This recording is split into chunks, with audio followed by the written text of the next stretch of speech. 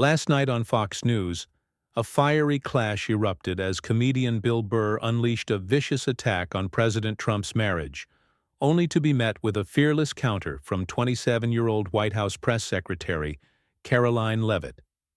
The studio crackled, with tension as insults flew, setting the stage for an unforgettable showdown. The Fox News studio was a pressure cooker, the audience buzzing with anticipation as host Sean Hannity introduced the night's guests. Karoline Leavitt, the youngest White House press secretary in history, sat poised, her sharp blue eyes scanning the room. Across from her was Bill Burr, the comedian known for his biting humor and unfiltered rants. The topic: President Trump's leadership and personal life. From the moment Burr opened his mouth, it was clear he came to burn the house down. "Trump's marriage to Melania?" Burr sneered, leaning forward, his voice dripping with disdain. "It's a sham, a publicity stunt to prop up his ego. The guy's been president for years now, and you can see it in her eyes. She's trapped. He's out there pushing his America First nonsense, and she's just a prop in his circus." The audience gasped, some booing, others cheering. Burr didn't flinch. "You think Melania's happy? She's counting the days until she can bolt.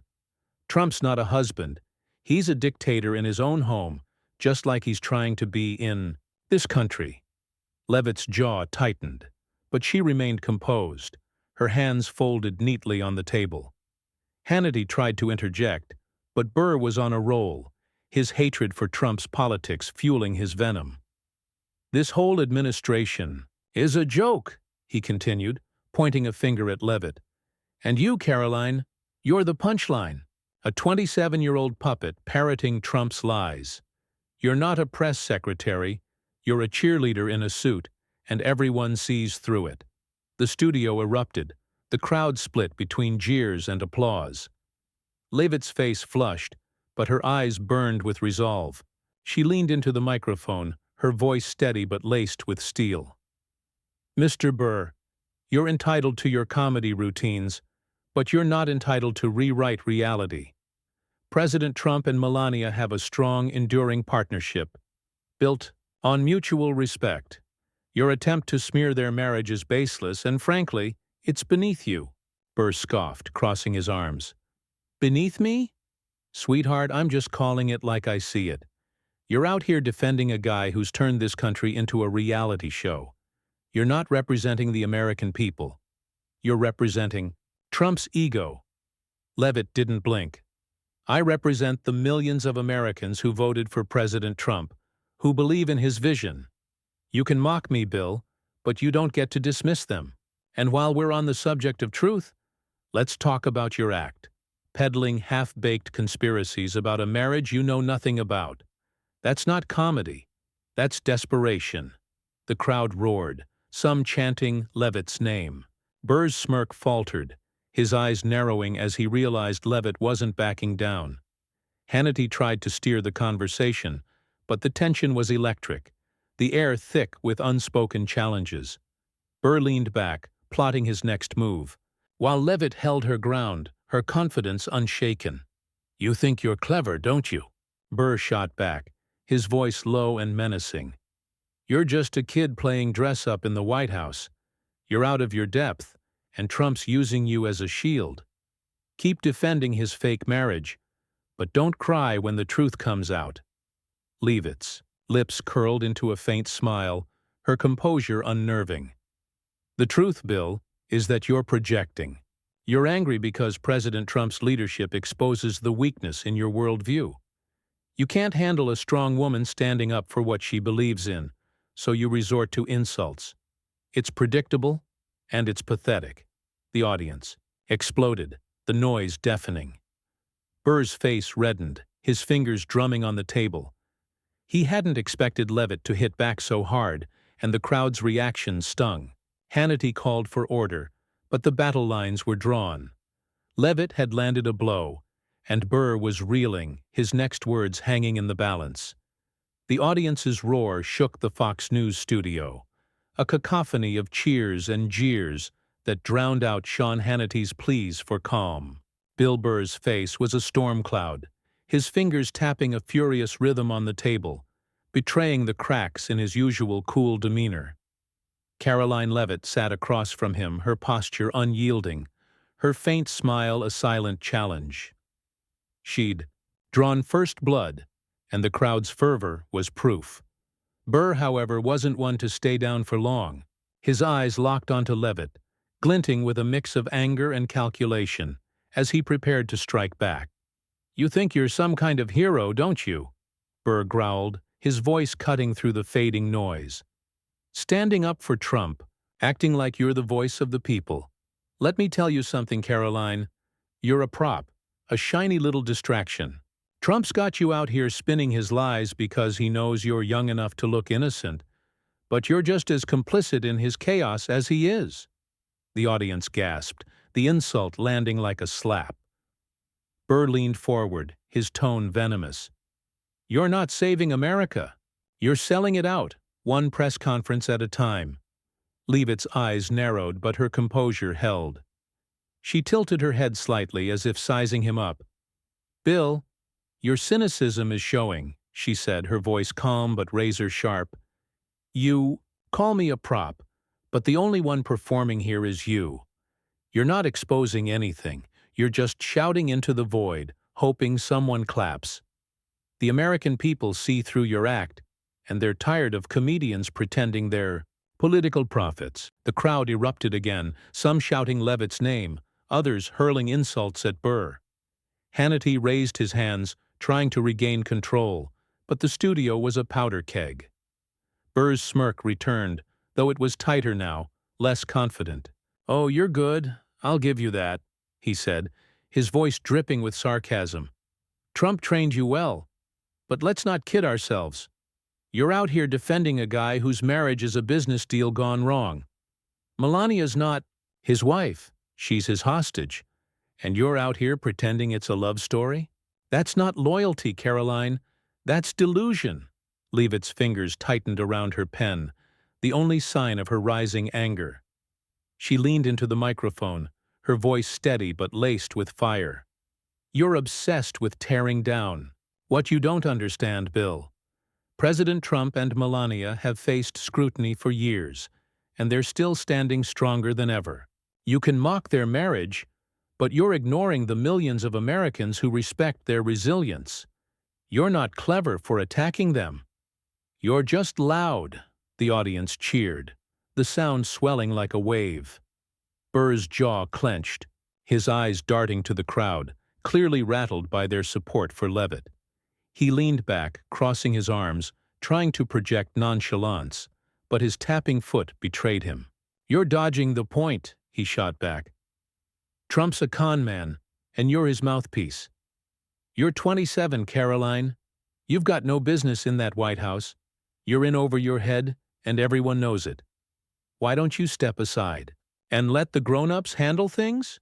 The jab was personal, and the crowd's reaction was split.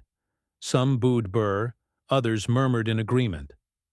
Leavitt's face flushed, but her gaze never wavered.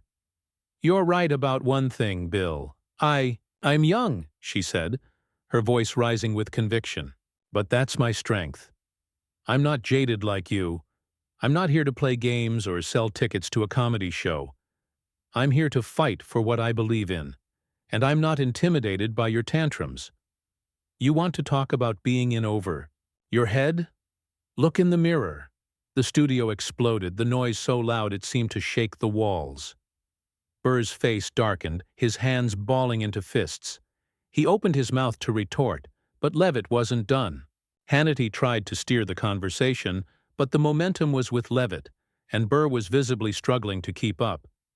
The Fox News studio was a cauldron of chaos, the audience's roar reverberating as if the walls themselves might crumble. Bill Burr's face was a mask of fury. His fists clenched, his eyes blazing with the sting of Karoline Leavitt's words. He opened his mouth to fire back, but Leavitt's voice cut through like a blade. "You keep attacking me, Bill, because you can't handle the truth," she said, her tone fierce but controlled. "You're not exposing anything. You're just lashing out because President Trump's leadership threatens your narrative. And when you can't win with facts, you resort to insults. It's weak." The crowd erupted, a tidal wave of cheers and boos, and Burr's composure cracked further, his shoulders tensing as he struggled to keep up. Sean Hannity banged his hand on the desk, shouting for order, but the room was electric, the air thick with hostility. Burr leaned forward, his voice low and venomous. "You want to talk weak, Karoline? Look at you, clinging to Trump's coattails, like a lost kid. You're not a leader. You're a follower, reciting his script. And that marriage you're defending? It's a joke. Melania's practically a prisoner in that golden cage, and you're out here selling it as a fairy tale. You're not just naive. You're dangerous." The audience gasped, the accusation landing like a punch. Leavitt's eyes flashed, but she didn't flinch. She set her pen down deliberately, her movements calm, but charged with purpose. "Dangerous," she repeated, her voice steady but edged with defiance. "The only danger here is your reckless slander, Bill. You're so blinded by your hatred for President Trump that you'll say anything to tear him down, even if it means dragging his family through the mud. Melania is a strong, independent woman, and their marriage is built on loyalty. Something you clearly don't understand." The crowd roared, some chanting Karoline, while others jeered at Burr. Hannity tried to interject, but Leavitt pressed on, her voice rising. "And let's talk about followers, since you brought it up. You're the one pandering to an audience that laps up your outrage. You're not challenging power. You're just chasing clout. I'm here representing the American people, not some late-night comedy crowd." Burr's face twisted, his smirk gone, replaced by raw anger. "You're representing nobody but Trump," he snapped, his voice shaking. "You're a mouthpiece, Karoline, nothing more. You think you're some big shot because you've got a fancy title? You're a nobody who got lucky, and you're too clueless to see how Trump's playing you. Keep defending his sham marriage, but don't be surprised when it all falls apart." The studio buzzed, the crowd's reaction a mix of shock and excitement. Leavitt's lips tightened, but her gaze was unflinching, her voice cutting through the noise. "You're wrong, Bill, and deep down you know it," she said, her words measured but piercing. "I earned my place through hard work, not luck. And I'm not here to play your games. You can't stand that a young woman like me can stand up to you, so you try to belittle me. But it's not working. The American people see through your bluster, and they're done with it." The audience exploded again, the noise deafening, some standing to applaud Leavitt. Burr's hands trembled, his eyes darting to the crowd, the weight of their support for Leavitt hitting him like a freight train. He leaned back, trying to regain his footing, but his voice betrayed his unease. "You're full of it," he muttered, almost to himself. "You're just a kid in a suit, and Trump's got you wrapped around his finger. You'll see." Leavitt's smile was cold, her confidence unshaken. "What I see, Bill, is a man who's run out of arguments," she said, her voice ringing with authority. "You're not here to debate. You're here to perform. But this isn't your comedy club. This is the real world, and you're losing." The crowd's cheers swelled, and Burr's face darkened further, his fingers digging into the table as he fought to find a comeback, the momentum slipping away. The Fox News studio was a battlefield, the audience's cheers crashing like thunder as Karoline Leavitt's words hung in the air. Her cold smile pierced through the chaos, her confidence a stark contrast to Bill Burr's darkening expression. "What I see, Bill, is a man who's run out of arguments," she said, her voice steady and commanding. "You're not here to debate. You're here to perform. But this isn't your comedy club. This is the real world, and you're losing." The crowd's roar intensified, some leaping to their feet, chanting her name. Burr's fingers dug into the table, his knuckles white, his face a storm of frustration and disbelief. He was scrambling, the momentum unmistakably with Leavitt, Sean. Hannity pounded his desk, his voice barely cutting through the din. All right, let's keep this civil," he shouted. But the plea was futile. Burr's eyes burned into Leavitt, his composure fraying as he leaned forward, his voice hoarse with desperation. "You think you've won this, don't you?" he spat. "You're just a kid with a microphone, Karoline, spewing Trump's propaganda. You're not fooling anyone. That marriage you're defending? It's a lie. Melania's biding her time, waiting for the day she can ditch him, and you're out here playing the loyal lapdog." "It's pathetic," the audience gasped, the insult raw and personal. Leavitt's jaw tightened, but her gaze remained locked on Burr, unflinching. She set her hands flat on the table, her voice calm but laced with steel. "Pathetic is you, Bill, recycling the same tired attacks because you've got nothing left," she said. "You keep dragging Melania into this because you can't face the reality of President Trump's strength. Their marriage has endured more scrutiny than you could ever handle, and they're still standing. You're not exposing a lie. You're creating one, and the American people aren't buying it." The crowd erupted, the noise shaking the studio. Some shouted, "Go, Karoline!" while others booed Burr, their voices blending into a chaotic symphony. Hannity waved his hands, trying to regain control, but Leavitt pressed on, her voice rising above the fray. "And let's be clear, Bill. You're not attacking me because I'm young or inexperienced. You're attacking me because I'm effective. You can't stand that I'm here, representing millions of Americans who believe in President Trump's vision. So you try to tear me down. But I'm not going anywhere." Burr's face twisted, his eyes wild with anger. "Effective?" he scoffed, his voice trembling. "You're a pawn, Karoline. Trump's using you to clean up his messes, and you're too blind to see it. You think you're some kind of star? You're a footnote, a nobody who'll be forgotten the second Trump's done with you. Keep polishing his image, but don't cry when he throws you under the bus." The studio buzzed, the crowd's reaction split between shock and outrage. Leavitt's eyes flashed, but her smile returned, sharp and defiant. "You're wrong again, Bill," she said, her voice cutting through the noise.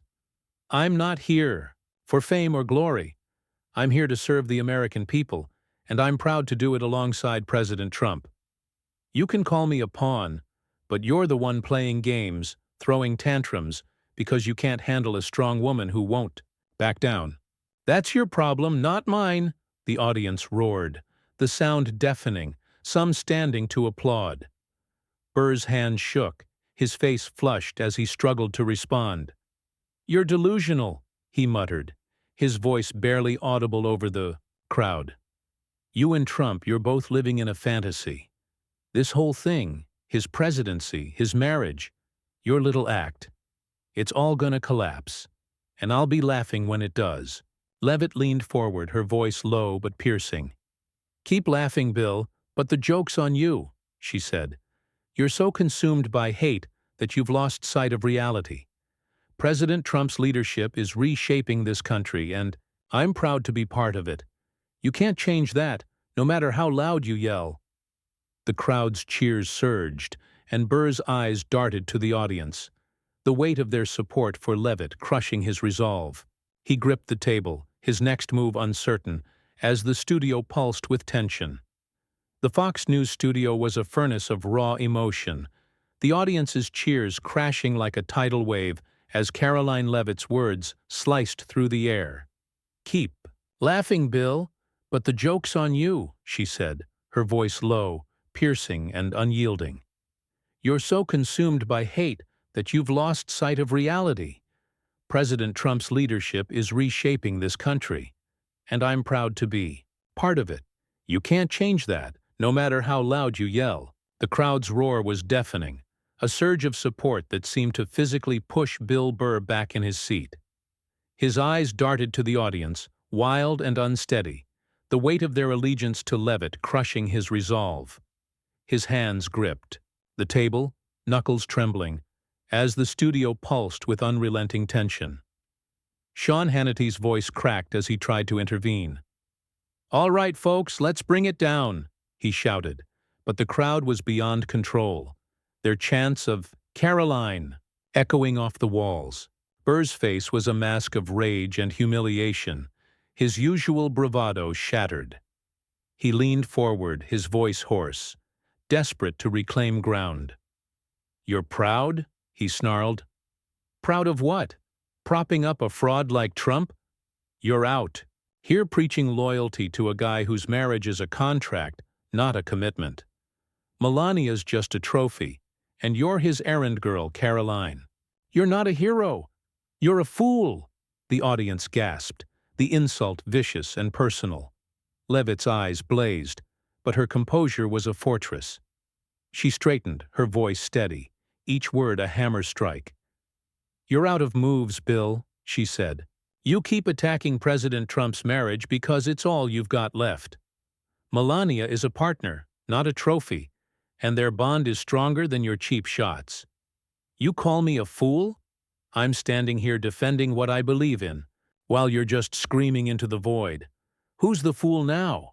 The crowd erupted, the noise so intense it seemed to shake the studio's foundation. Some stood clapping furiously while others shouted at Burr, their disdain palpable. Hannity waved his arms, his pleas for order drowned out. Burr's face reddened, his hands shaking as he tried to respond. "You're nothing," he spat, his voice cracking. "You're a nobody who thinks she's somebody because Trump gave her a job. This whole circus, Trump, you, this crowd, it's a delusion, and I'm done with it." Leavitt's smile was razor-sharp, her voice rising with unshakable conviction. "You're done because you can't handle the truth, Bill," she said. "The truth is, President Trump's vision is uniting millions, and I'm honored to amplify their voices. You tried to belittle me, to tear down his marriage, but you've only exposed your own weakness. The American people see it, and they're with us, not you." The audience's cheers hit a fever pitch, a wall of sound that seemed to push Burr to the edge. His eyes darted to Leavitt, then to the crowd, his defeat written in every tense line of his body. "You're all brainwashed," he muttered, shoving his chair back with a screech. "I'm not sitting here for this nonsense." He ripped off his microphone, the cord dangling as he stormed toward the studio exit, the crowd's boos chasing him. Hannity called after him, but Burr didn't look back, disappearing through the door as the audience's jeers turned to triumphant. Cheers for Leavitt. Leavitt sat back, her expression calm but victorious, her eyes scanning the crowd with quiet pride. Hannity, visibly stunned, turned to her. "Karoline, you held your ground tonight," he said. "What's your message to the viewers?" She leaned into the microphone, her voice clear and resolute. "My message is simple. President Trump and Melania are stronger than the lies thrown at them. I'm here for the American people, and we're building a future that no one, not even Bill Burr, can tear down." The crowd roared its approval, the studio lights glinting off Leavitt's unwavering gaze. As the cameras panned out, the energy in the room was electric, a testament to a battle won not with volume, but with conviction. Burr's exit marked the end of the clash, but Leavitt's triumph was the story, a defining moment that would echo far beyond the studio walls.